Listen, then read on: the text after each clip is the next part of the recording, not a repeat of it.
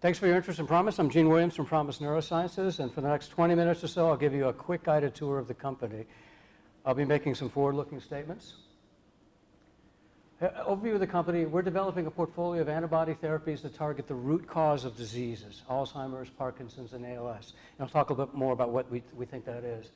We're bringing to the table a unique discovery platform that enables us to create highly selective antibodies at the molecular species level. I think this is an incredible, important advance in science to understand disease at molecular species level. We're able to create antibodies that have selective targeting at that level, which creates antibodies with better binding profile and hopefully better clinical performance than things that have been in the clinic before. We're also using a biomarker-based development strategy. There's been tremendous advances in that strategy for getting early signals in the clinic as to whether or not a drug is doing what you expect it to do from a treatment point of view. And those advances can dramatically change the risk-return economics of drug development. We'll be in the vanguard of applying that on our programs. We're publicly traded, listed in Toronto under PMN.TO and listed on the OTCQB. This is the roadmap I'll use for going through the presentation. I believe, and hopefully many of you do as well, that we're on the transition from a disappointment age in Alzheimer's to a success age in Alzheimer's. And these are three major drivers of that transition.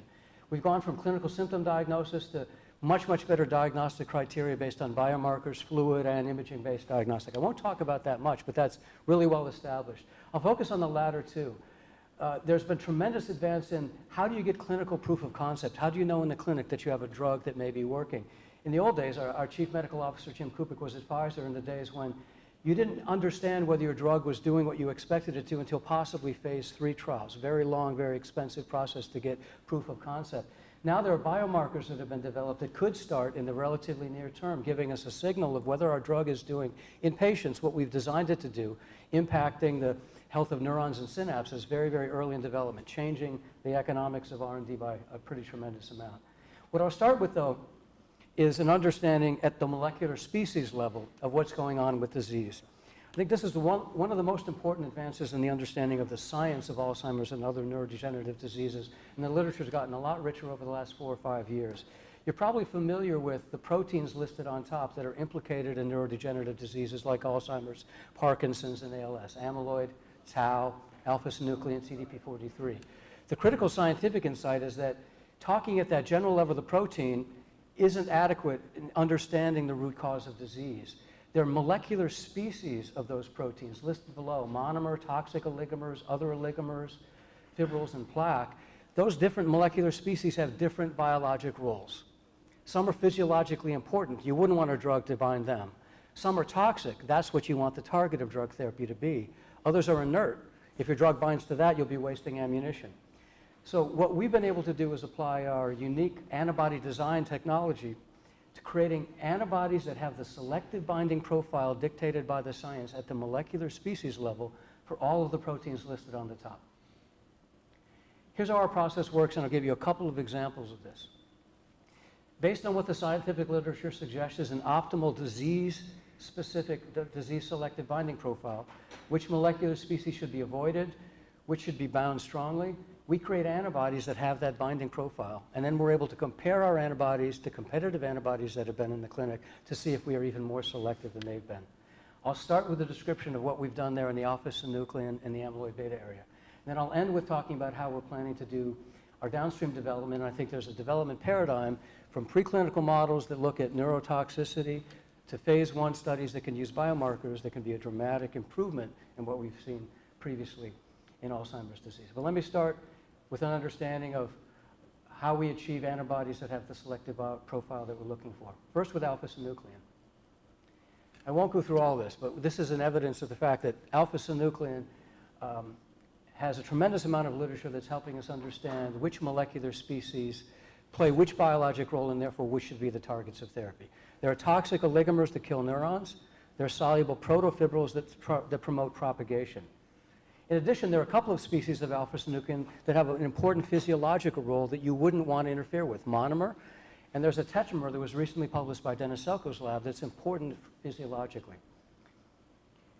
This is the binding profile that science suggests you want for an antibody against alpha-synuclein. No binding to monomers, no binding to the physiological tetramers, binding to the oligomers and soluble fibrils. These are the toxic elements. And you also want to show that you bind patient biosamples better than you bind control biosamples, and you want to not have any binding to insoluble fibrils or Lewy bodies. We have multiple antibodies that meet all of those criteria. We've compared ourselves to antibodies in the clinic, and our antibodies have a more effective binding profile based on what the science tells us today. We have a unique capability to design antibodies that are highly selective at the molecular species level. We're able to do that better than we believe anyone else can. And we believe that's going to be critical for best-in-class therapy. Now let me talk about beta amyloid in a very parallel way. There's a tremendous amount of literature that's looked at beta amyloid. Originally, they thought was that plaque was the neurotoxic species, but we know now that's not the case. If you look down in the lower left corner, this is what toxic oligomers can do to neurons. Human toxic oligomers destroy hippocampal neurons in vitro in 24 hours. This is another way of looking at the impact of different molecular species of beta amyloid. It's called an object recognition model. It's a very clever in vivo model. The way it works is a mouse is shown an object on day 1, then the mouse is shown that same object and a new object on day 7. If the mouse's memory is impaired, it can't remember the old object, so it spends its time equally on both objects, and it gets a score of 0. If the mouse remembers the old object, it spends most of its time on the new object, and it gets a score that's high. So what you can see is, in that object recognition model, scientists have taken monomers, and there's no impact at all relative to control. You can't kill neurons with monomers. You can't kill neurons with fibrils, but you can kill neurons with toxic oligomers.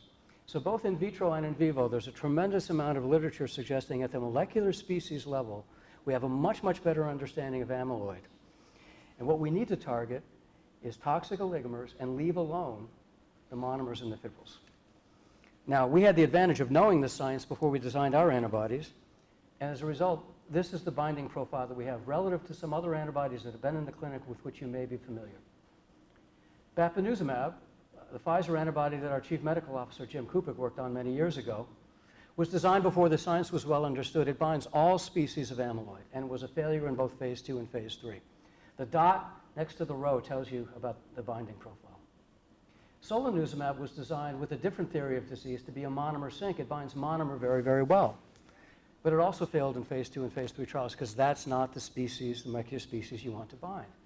Aducanumab was one of the catalysts to us focusing our antibody technology on beta amyloid because it had the first phase 2 success in December 2014 when it read out with an antibody that doesn't bind monomer, binds toxic oligomers very well, but because it binds plaque, it causes a side effect called ARIA-E, which is dose limiting.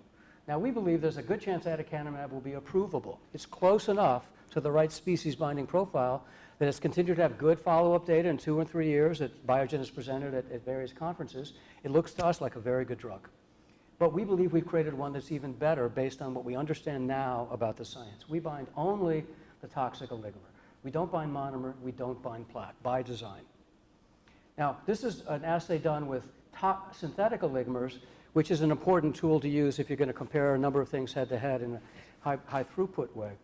But the other question we want to ask is, well, how do we bind oligomers from human brains, the actual toxic oligomers that killed neurons in the brains of patients who died of Alzheimer's disease? So we compared ourselves to aducanumab and to bapineuzumab.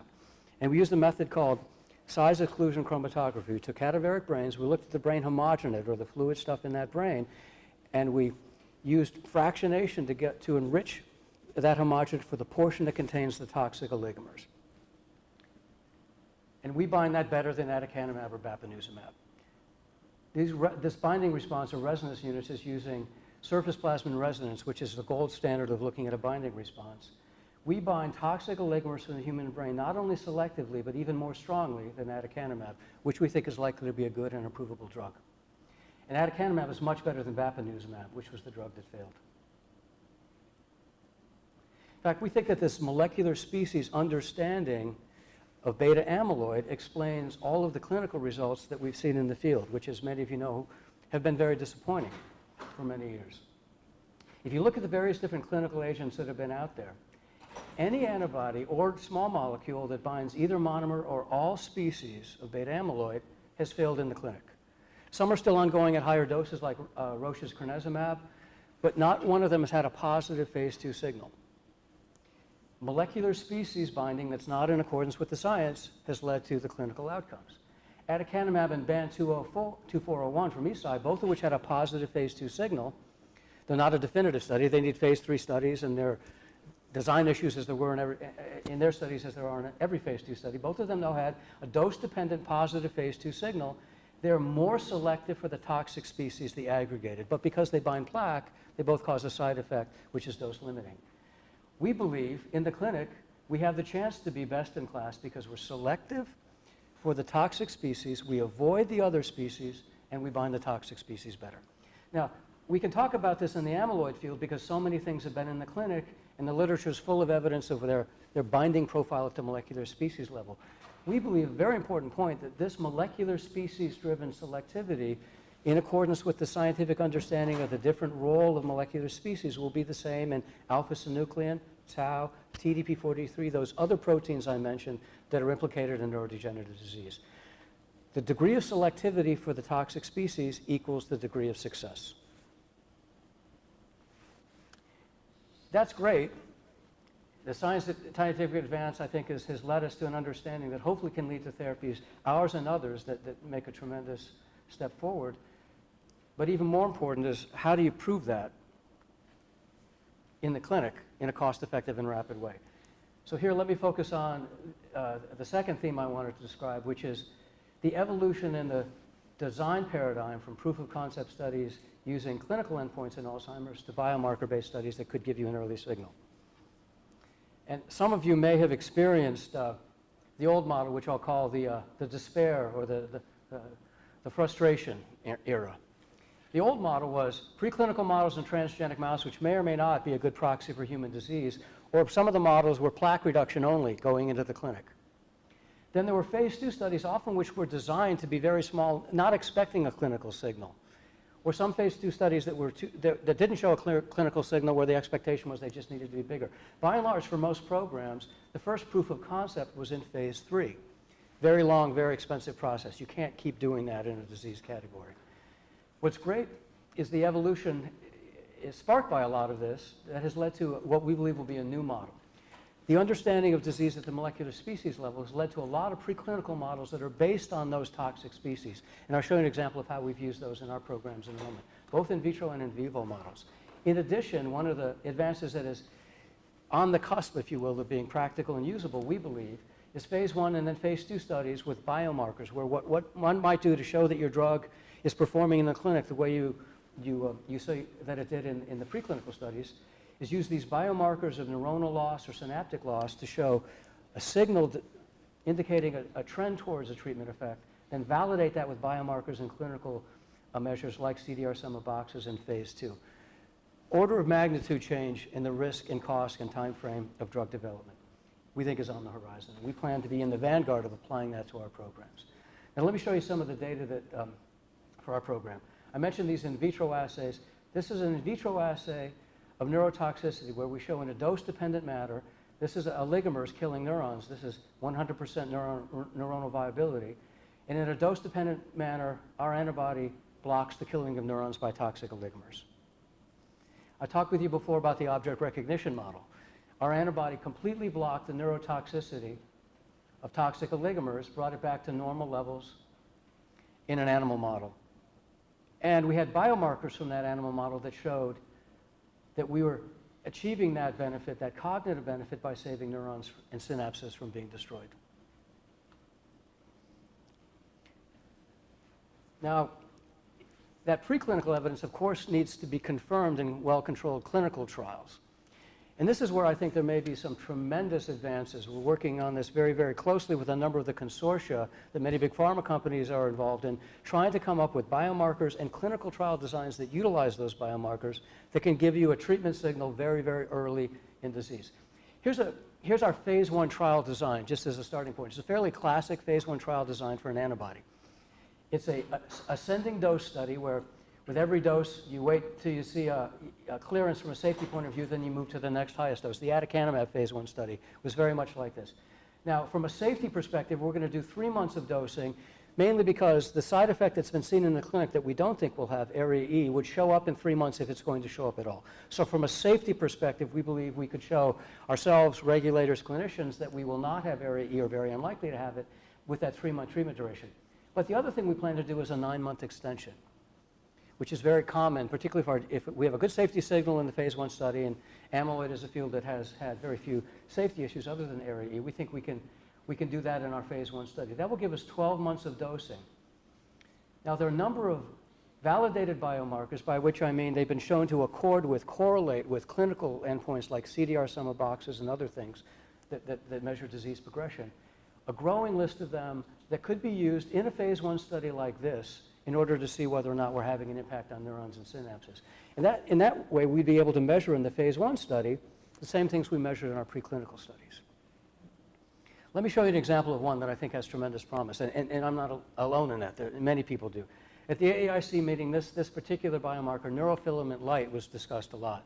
This blood-based biomarker is likely to be part of the standard diagnostic package for Alzheimer's, which will include amyloid pathology, tau pathology, and evidence of neurodegeneration, which will include MRI for cortical thinning and probably blood-based NFL.